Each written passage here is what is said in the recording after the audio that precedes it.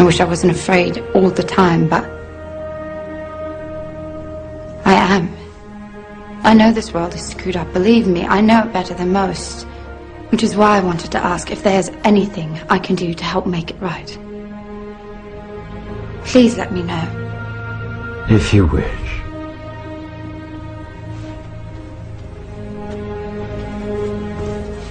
Be very universum vivus visi. By the power of truth, I, while living, have conquered the universe. Personal motto? From Faust. That's about trying to cheat the devil, isn't it? It is. And speaking of the devil, I was wondering if your offer to help was still standing. Of course. It appears that unforeseen circumstances have accelerated my original plan. As a result, I'm in need of someone with some theatrical skill. I'll do my best. I believe you will. We are consciousness. All that is, has been, and ever will be. There is nothing to fear. Whatever happens, we are always that. Mind fears, because it's programmed to fear. When we're conscious, there's no fear in this. It's a shake of the head. Pathetic. Pathetic. Pathetic. And we need to do this. Compliance. We need to challenge that. Not with violence, not even with aggression. We just need not to fight it. We need to walk away, because without our acquiescence, it cannot survive. You know, when you look at a pyramid, we've been manipulated to believe the power in a pyramid is at the top. It ain't. The top of the pyramid is there because the rest of the pyramid's holding it up. We're holding this whole thing together. There's this story I told many years ago of a British comedian called Larry Grayson, who died. I kind of knew him vaguely, and not closely, but vaguely.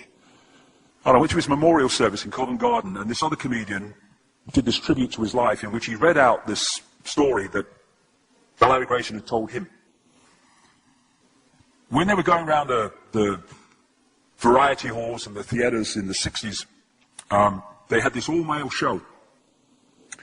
And Larry Grayson was the only woman in it because he was dressed up as a woman.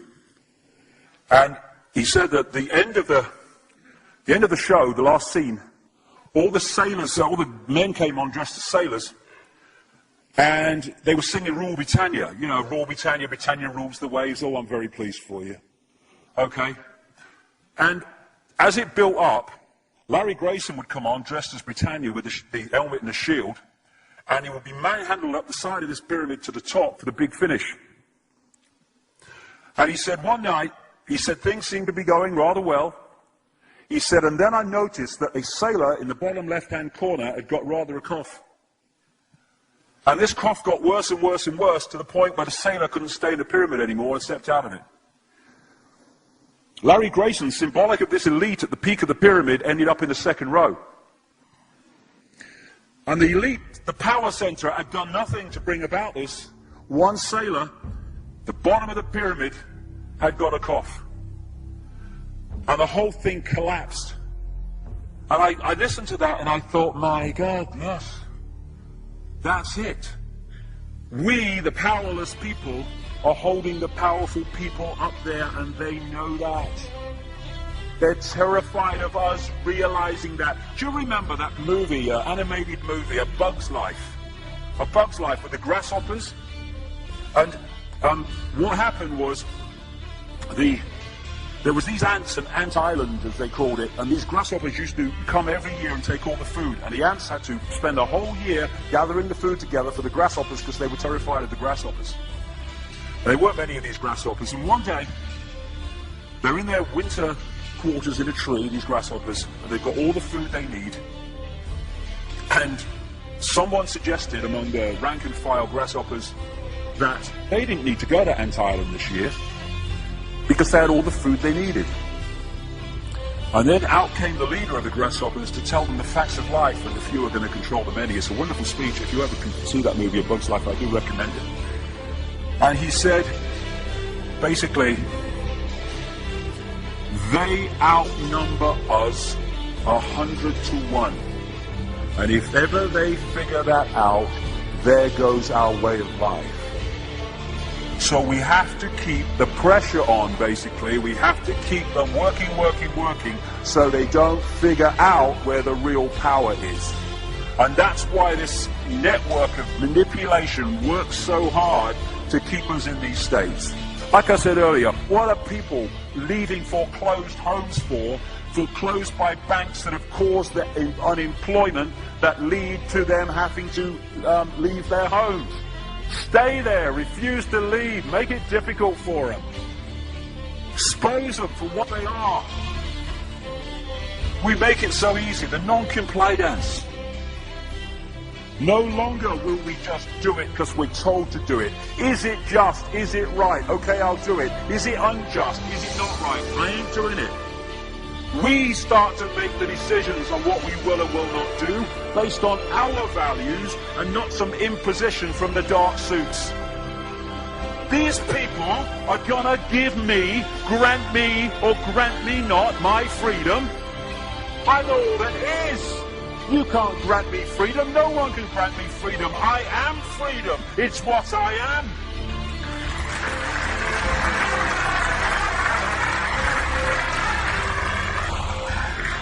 The big question, what would consciousness do? What would consciousness do in this situation? And when we ask that question, it really just changed the way we see the world. Not what would I do, mind, or frightened. What would consciousness do? You know, this is a great line. If it's not right, don't do it. If it's not true, don't say it. And what would transform this world overnight is if we started doing what we knew to be right in the situations we face, instead of what we think is right for us in the moment. Not what are the consequences for me, or what's the best thing for me, how do I get the best deal out of this? What is right?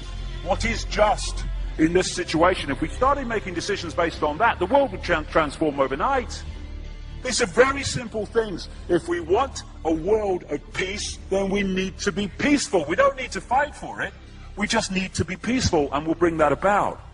If we want a world of kindness, we need to be kind, and then it will naturally unfold. We don't fight for kindness. As Martin Luther King said, it's a wonderful saying, piece of oratory. Cowardice asks the question, is it safe? Expediency asks the question, is it politic? Vanity asks the question, is it popular? But consciousness asks the question, is it right? And there comes a time when one must take a position that is neither safe, nor politic, nor popular, but one must take it because it is right. And when enough of us do that, what is right will manifest by definition. And we're in this position now where this vibrational change, this energetic change is taking place, where we can start cracking these eggshells, where we can start becoming the full magnitude of who we are, where we can be consciousness in the now, using mind to experience this reality instead of being governed by it, turning the key to let consciousness in. We're being offered this opportunity now. No longer can we say we didn't realize who we are, we didn't know we could do that. I was kind of waking up one day, and I saw this earth imprisoned, and I saw this big lock and a key going in and being turned. I went on the internet just very shortly afterwards. I was looking for a picture, not this one, and that's what I saw. The picture I'd just seen in my half kind of sleep. And that's what we're being offered the chance to do now, to turn the master key, or becoming conscious, that will bring an end to this.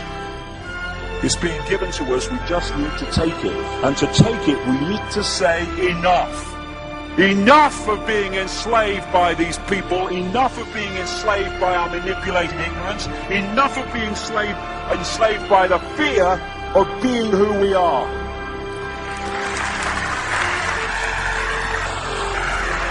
Enough! It is time to fly. It is time to fly. Thank you very much.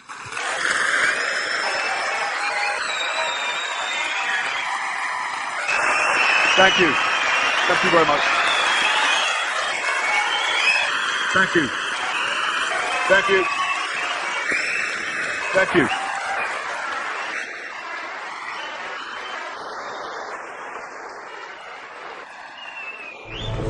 Enemy is approaching fast, requesting orders. General, what should we do? There's no response from command or from party leader Creedy.